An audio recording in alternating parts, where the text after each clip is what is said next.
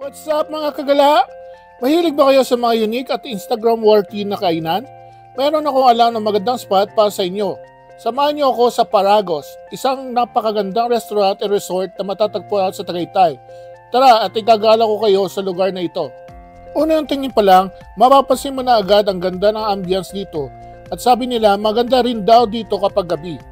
Perfect para sa mga naghahanap ng relaxing at IG-worthy na lugar. Ang Paragos ay isang kainan na may kasamang resort.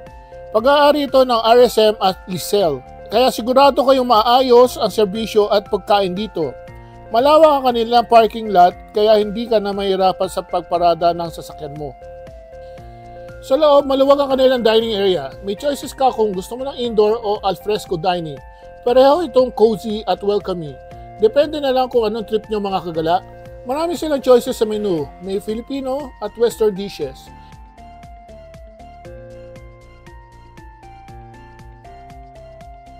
Hindi tinipid na servings dito. Generous talaga ang mga portions kaya talagang sulit. Eto na, tikman na natin ang ilan sa mga best sellers nila. Bago luto.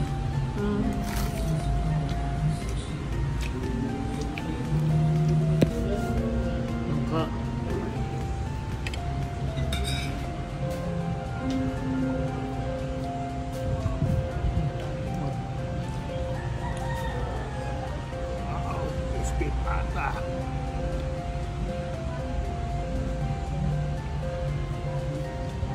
Natin.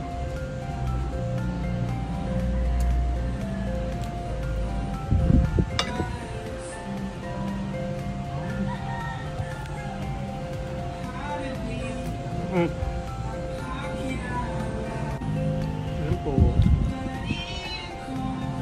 Lambot.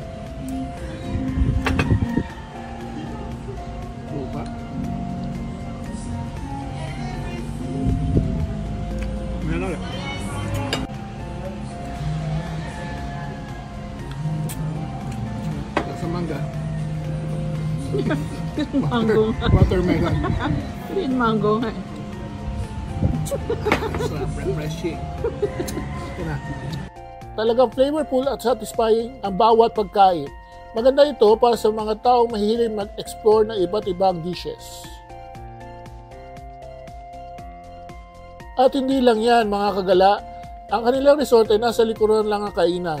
Perfect ito sa mga gustong mag-relax pagkatapos kumain. Pwede kayong mag-overnight dito at sulitin ang ganda ng lugar.